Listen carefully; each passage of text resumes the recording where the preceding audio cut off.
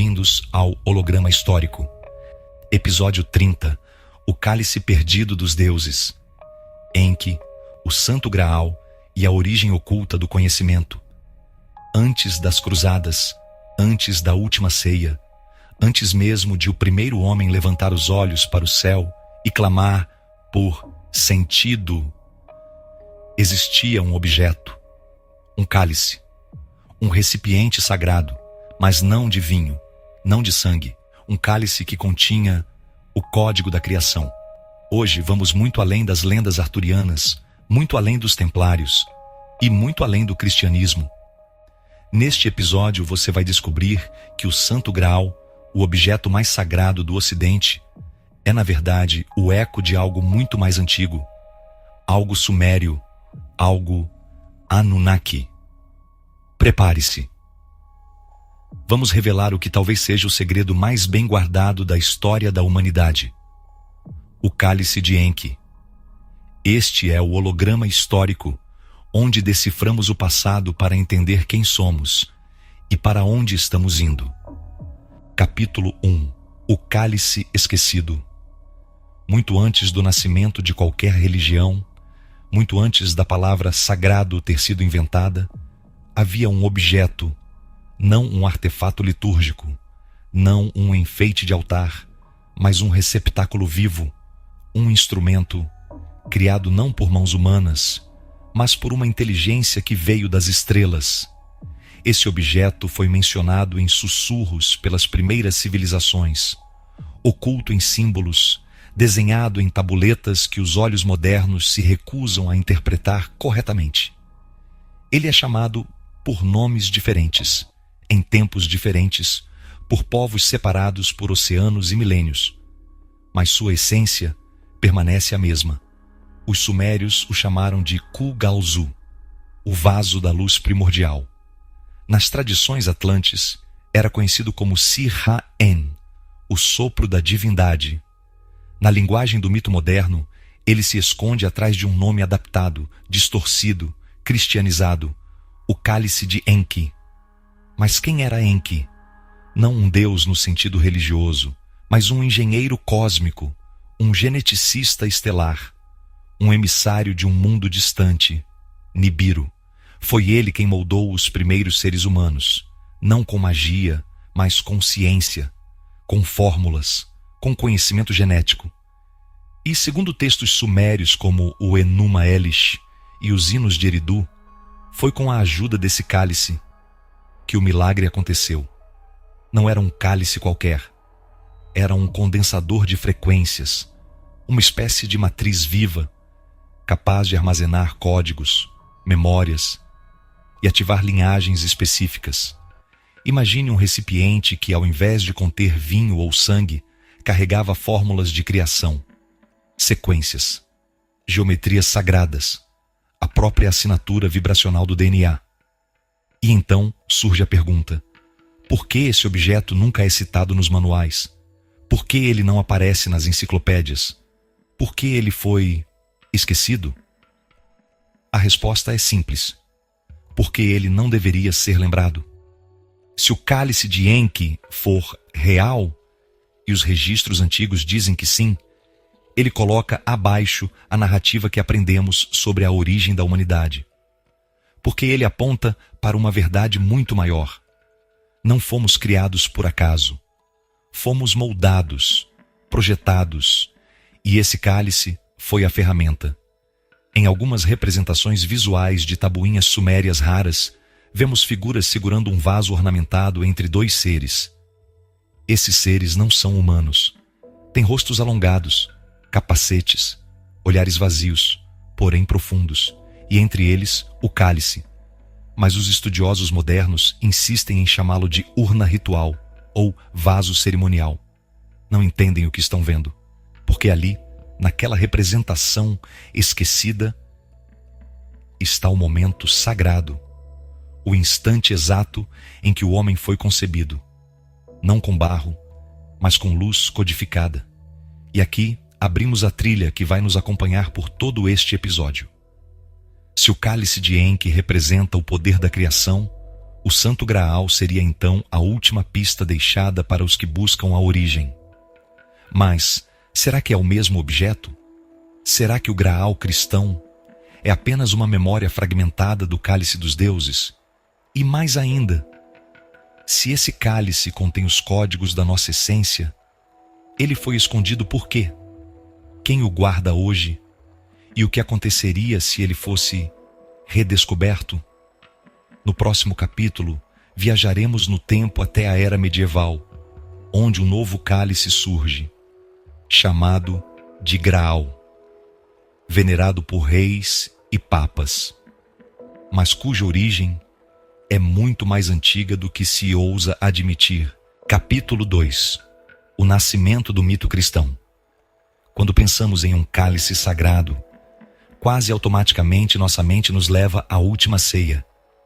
A imagem de Jesus cercado por seus discípulos, partindo o pão, oferecendo o vinho, e ali, no centro da mesa, um cálice. Esse cálice, segundo a tradição cristã, teria sido usado por Jesus para distribuir o vinho, simbolizando o seu sangue. E mais tarde, durante a crucificação, teria sido usado por José de Arimateia para coletar o sangue do Messias.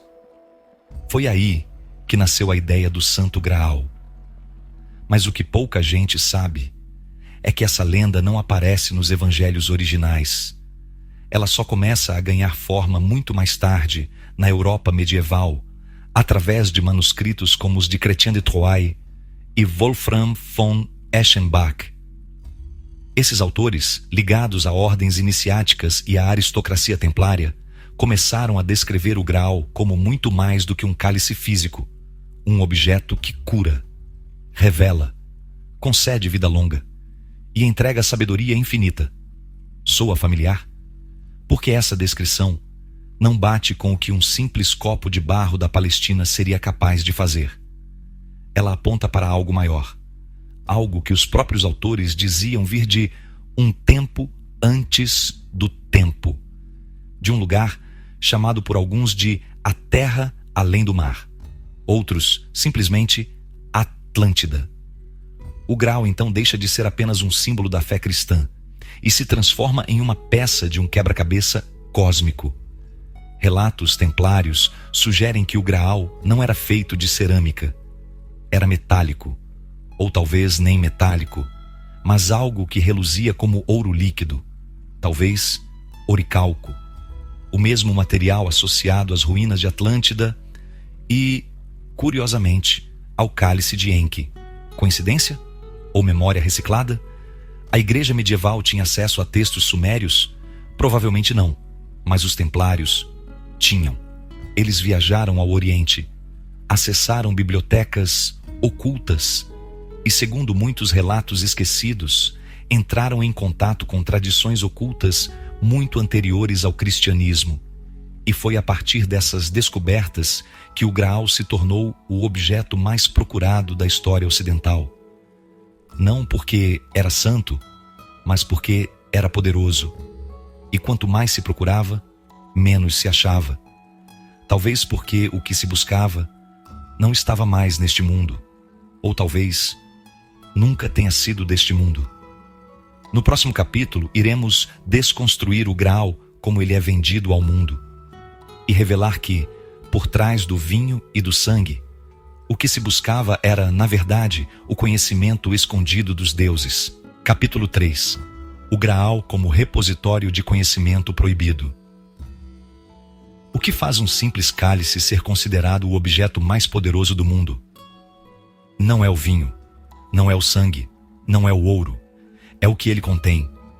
E se aquilo que o Graal guarda não for um líquido, mas sim conhecimento?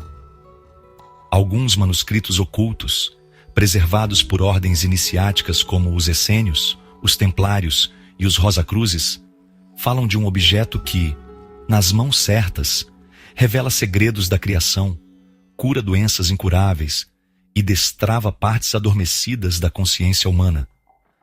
Mas essa descrição se parece mais com um computador biológico ou um repositório genético do que com uma taça de cerâmica. Esses registros antigos mencionam que o Graal não era apenas um símbolo, era uma tecnologia viva, talvez até extraterrestre. A conexão com Enki começa a ficar evidente quando lemos os textos sumérios não censurados, principalmente os fragmentos encontrados em Nippur, Eridu e Lagash. Lá, Enki é descrito como aquele que molda os seres com fórmulas, o que bebe da fonte do saber estelar e aquele que carrega o vaso do despertar.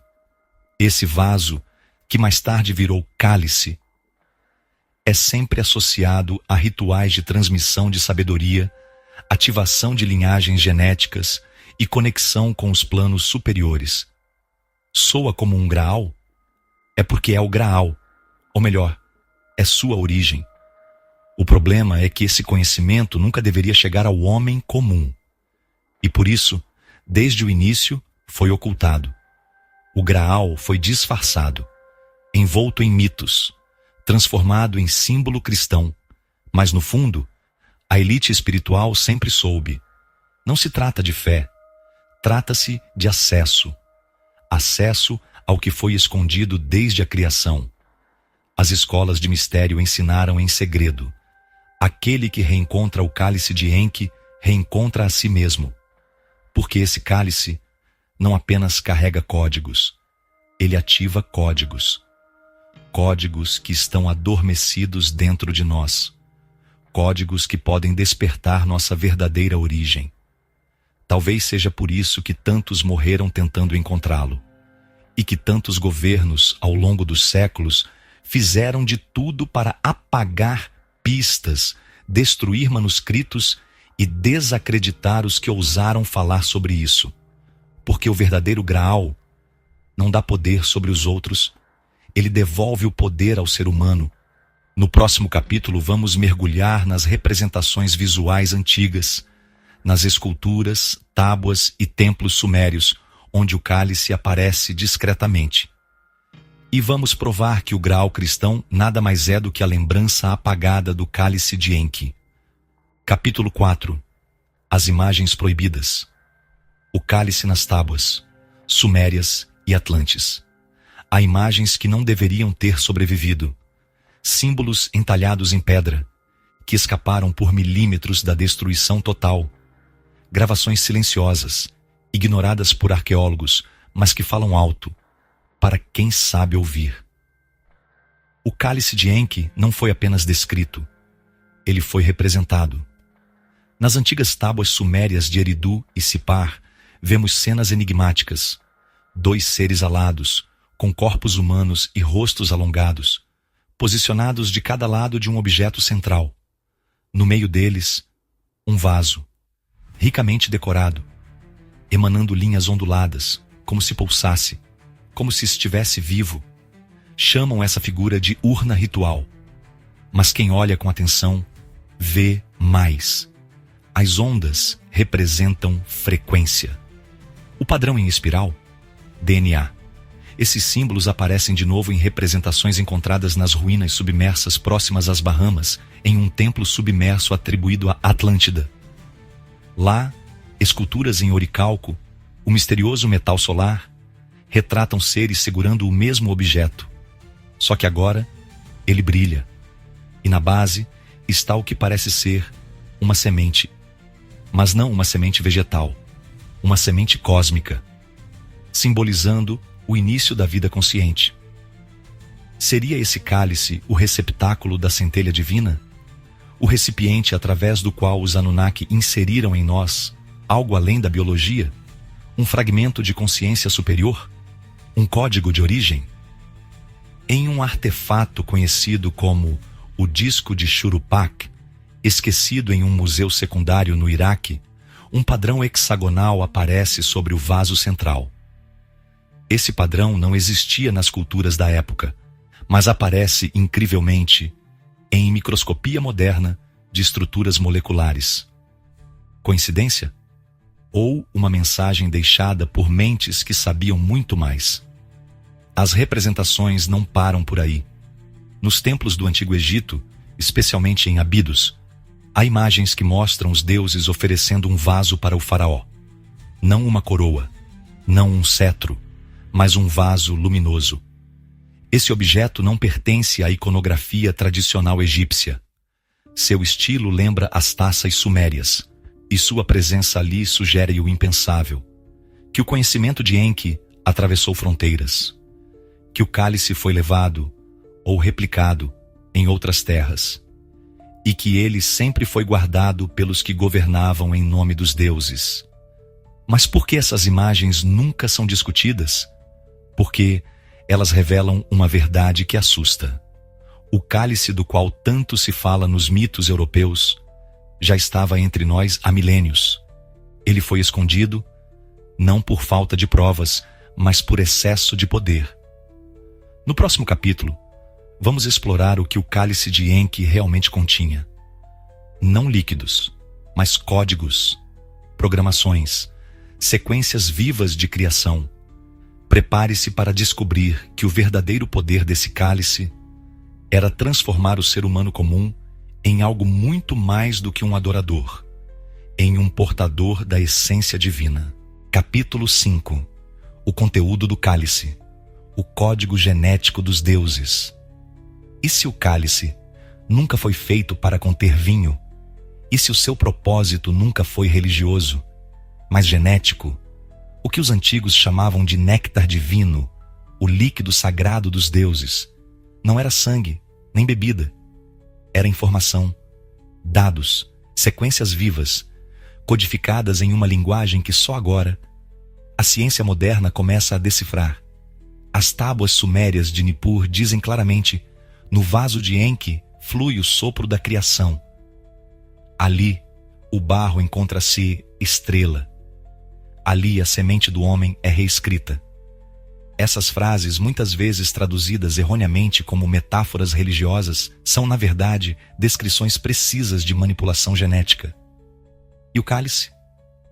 Era o repositório, o recipiente de um material original, um modelo mestre de DNA, o molde perfeito da humanidade planejada. Imagine um dispositivo que carrega em seu interior o blueprint da vida, capaz de transmitir códigos, de despertar potencialidades adormecidas no corpo humano, de reativar segmentos genéticos que foram desligados há milhares de anos, por ordem dos próprios criadores. Sim, porque segundo os textos ocultos da Suméria, Enki nos criou com mais do que o necessário, nos deu acesso a habilidades superiores, telepatia, autocura, longevidade. Mas isso incomodou Enlil, o senhor da autoridade. Ele via o homem como servo, não como reflexo, e por isso ordenou: desativem as chaves, restringam os portais. O cálice de Enki continha essas chaves. E aqui está a parte mais sensível desta revelação. O conteúdo do cálice não era físico, era vibracional. Ele transmitia frequências capazes de reestruturar o campo energético e biológico do ser humano. Era mais do que uma taça. Era uma tecnologia, um instrumento de ativação, de despertar. As tradições místicas falam dos filhos do Graal, linhagens raras que carregam em si o fragmento do código original. Elas não são especiais por sangue real, mas por sangue estelar. E o cálice de Enki seria o elo perdido com esse passado, a chave para reconectar o homem ao seu projeto inicial. Por isso ele foi escondido. Porque encontrar esse cálice não é apenas encontrar um objeto, é ativar uma memória que dormia dentro de nós. Memória que pode despertar, curar e transformar. No próximo capítulo, vamos explorar o conflito interno entre os deuses criadores, aqueles que queriam que o homem despertasse e aqueles que temiam esse despertar. O cálice de Enki se tornou o estopim de uma guerra que mudou o curso da história da Terra. Capítulo 6. A guerra entre os deuses. O cálice como motivo de ruptura. Todo conhecimento verdadeiro vem acompanhado de um preço. E quando os primeiros humanos começaram a despertar, a olhar os deuses nos olhos, a compreender os céus, a decifrar os códigos que moldam o universo. O pânico se instalou, não entre os homens, mas entre os próprios deuses. Enki, o visionário, o arquiteto, o mestre da água e da vida, viu em nós potencial. Ele acreditava que o ser humano não devia apenas servir, mas ascender. Ele via filhos, não escravos, reflexos, não sombras.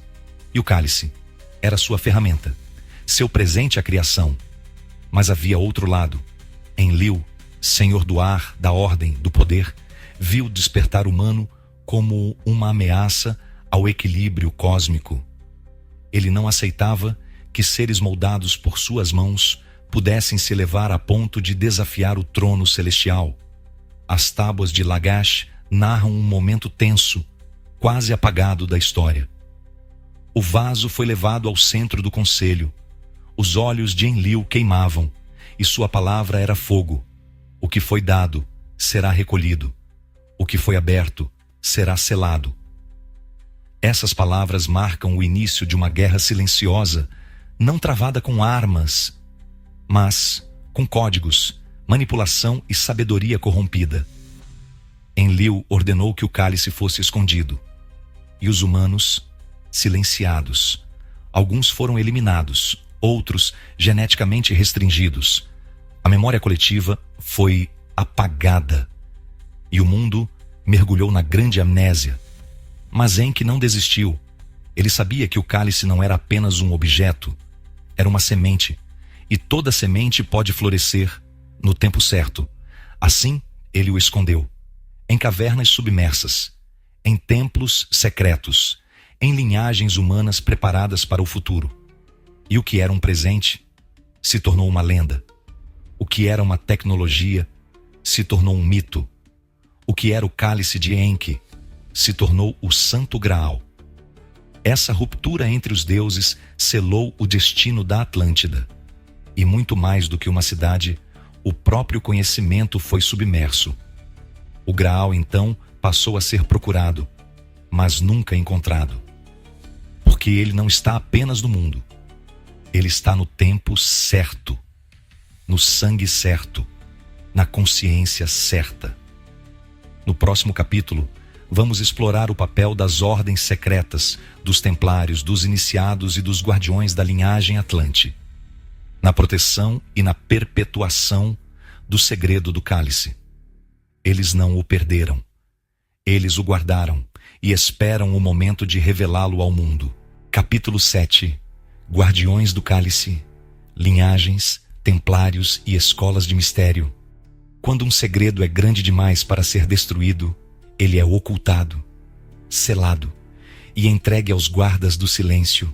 O cálice de Enki nunca foi perdido.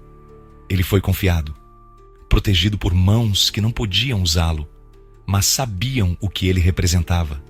Desde a queda de Atlântida, um fragmento da verdade foi passado de geração em geração, não em livros, não em pergaminhos, mas no sangue. Esses não eram reis, nem sacerdotes comuns.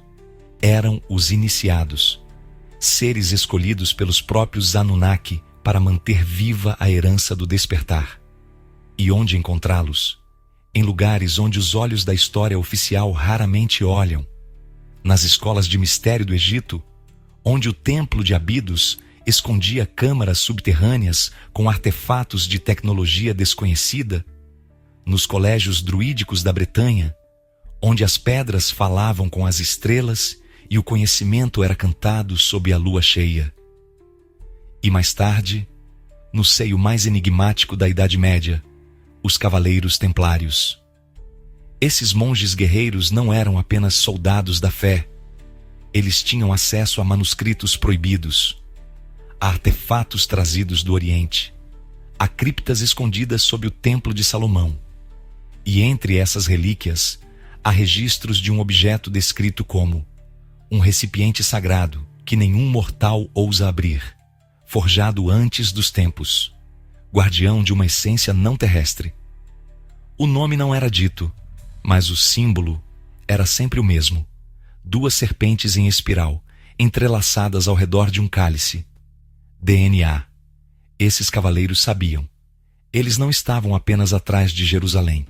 Eles estavam atrás do sangue oculto, da verdade anterior ao cristianismo, do cálice de Enki, disfarçado de santo grau. E por isso foram perseguidos, caçados, exterminados, não por heresia, mas porque estavam perto demais da origem. Mas o segredo não morreu com eles. Sobreviveu nos manuscritos Rosacruzes, nos rituais maçônicos mais antigos, nas sociedades esotéricas da Europa Central e, principalmente, nas linhagens humanas que ainda hoje carregam um código. Essas linhagens, discretas, espalhadas pelo mundo, são descendentes diretos dos iniciados de Enki. Guardam o legado, guardam os símbolos, guardam a memória e talvez guardem o próprio cálice. No próximo capítulo, vamos revelar o conteúdo simbólico mais importante de todos: o cálice como espelho, como reflexo da centelha divina dentro de cada ser humano. Porque a verdade final é que o cálice pode estar mais perto do que imaginamos. Capítulo 8. O cálice interior, o despertar da centelha perdida. E se a verdadeira localização do cálice nunca foi geográfica? E se ele sempre esteve onde ninguém ousa procurar? Dentro de nós. Desde o início dos tempos, os deuses olharam para o ser humano como algo incompleto, limitado, imperfeito. Mas Enki viu algo diferente. Ele viu potencial, viu um reflexo, viu uma centelha, adormecida sim, mas real, latente.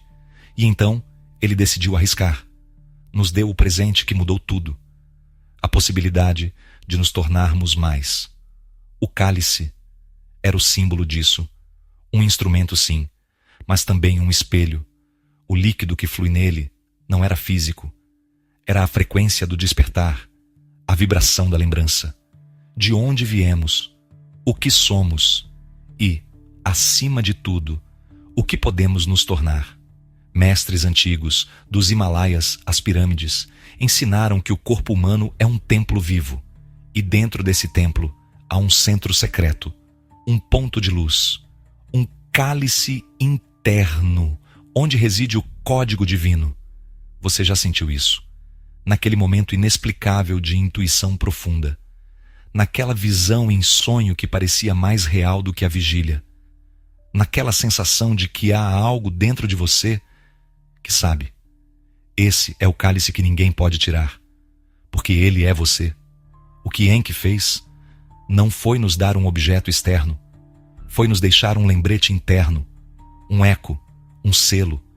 E aqueles que se conectam a esse cálice interior despertam dons esquecidos, a capacidade de curar com a intenção, de perceber verdades sem palavras, de lembrar vidas passadas, de reativar códigos ancestrais com o som da própria voz. É por isso que o Graal não é encontrado nas cavernas, nem sob igrejas. Ele está no coração do buscador sincero, aquele que ousa olhar para dentro, mesmo quando tudo lá fora diz para olhar para fora. Aquele que lembra, mesmo sem provas. Aquele que sente sem ver. E é aí que o mistério toma uma nova forma. E se o verdadeiro propósito do cálice de Enki foi apenas nos fazer lembrar que nunca estivemos separados dos deuses? No próximo capítulo, vamos reunir tudo: as pistas, os símbolos, as linhagens, os registros sumérios, os ecos do cristianismo, e mostrar que a história do Graal e do cálice de Enki é uma só. Mas ainda falta algo: a profecia do retorno, a promessa de que o cálice seria revelado quando o mundo estivesse pronto. Capítulo 9. A profecia do cálice, o retorno do conhecimento oculto. Os antigos sabiam. Eles não apenas esconderam o cálice, eles previram o seu retorno. Nas tábuas esquecidas de Sipar, num fragmento quase ilegível, lê-se: quando o terceiro ciclo se fechar e os filhos do barro olharem para as estrelas, O cálice será revelado, e o que foi selado se abrirá novamente. Essa profecia, ignorada por séculos, retorna hoje como um sussurro coletivo. Está nos filmes, nos livros, nos sonhos recorrentes de buscadores em todo o mundo, na intuição de que algo grande está por ser redescoberto. Desde os tempos de Atlântida, o cálice de Enki foi selado, não apenas para proteger, mas para esperar. Esperar por uma geração capaz de compreendê-lo, capaz de usá-lo não para poder, mas para despertar. E essa geração é a nossa.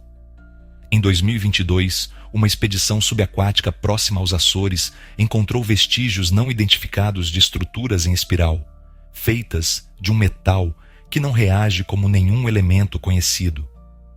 Jornais não noticiaram, mas dentro da comunidade iniciática, o silêncio explodiu. Entre os achados, uma inscrição: o vaso do sagrado não está perdido. Ele pulsa entre mundos e retornará com a vibração certa. Tudo isso coincide com um despertar global. Pessoas ao redor do planeta relatam sensações, sonhos, memórias que não são suas. E todos compartilham a mesma imagem. Um cálice luminoso, flutuando no vazio e derramando luz dentro do peito. Esse arquétipo não está sendo criado. Ele está sendo desenterrado. Relatos em retiros espirituais, visões em estados alterados de consciência, psicografias, meditações profundas, todos apontam para o mesmo símbolo, a mesma vibração. O código do cálice está tentando emergir, e ele não está voltando como objeto, está voltando como frequência, como lembrança, como chamada. E você sente isso. Você que está ouvindo estas palavras, você que sempre teve a sensação de que há mais, muito mais, talvez porque há, e talvez porque você seja parte dessa profecia. No próximo capítulo vamos encerrar essa jornada, unir as peças, decifrar o símbolo e compreender finalmente o que significa reencontrar o cálice de Enki e por que o Santo Graal sempre esteve diante de nós. Capítulo 10. A revelação final. O cálice somos nós. Você chegou até aqui, e se chegou, é porque sente. É porque algo dentro de você reconhece essa verdade. O cálice não é um objeto, não é uma peça de ouro escondida em cavernas, não é uma taça esquecida num altar ancestral. O cálice é um símbolo, é um lembrete, é um código adormecido dentro da tua alma. Durante milênios, buscamos por fora, escavamos templos, subimos montanhas, atravessamos desertos e esquecemos que o verdadeiro cálice sempre esteve dentro. O cálice de Enki foi mais do que uma ferramenta. Foi um gesto, um ato de rebeldia cósmica, um grito silencioso contra a tirania dos deuses que queriam manter o homem no chão. Foi o símbolo da esperança estelar, de que a humanidade um dia poderia despertar e lembrar que somos mais do que carne, mais do que servos, mais do que pecadores.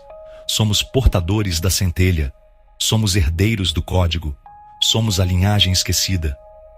O Santo Graal foi o eco cristão dessa memória, disfarçado por dogmas, cercado por cruzes, mas ainda pulsando a mesma verdade antiga.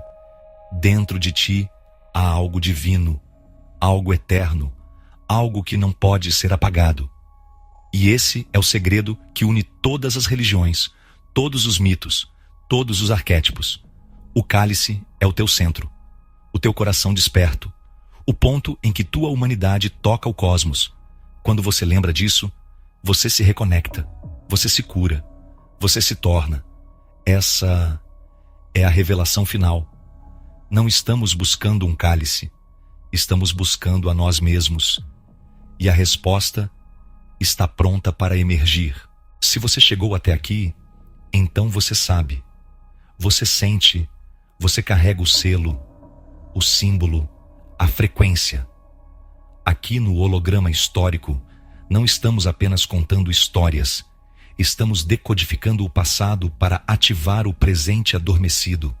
Se esse episódio ressoou com algo dentro de você, deixe seu like, inscreva-se no canal e compartilhe com buscadores como você, que sentem que há algo a mais, algo que nunca foi contado, mas que está voltando agora como um sussurro das estrelas. E se quiser apoiar esse trabalho, você pode clicar em Super Thanks aqui embaixo. Cada contribuição ajuda a manter viva essa missão, trazer luz aos mistérios esquecidos. Obrigado por fazer parte dessa jornada. Nos vemos no próximo mergulho. Holograma histórico, decodificando o passado.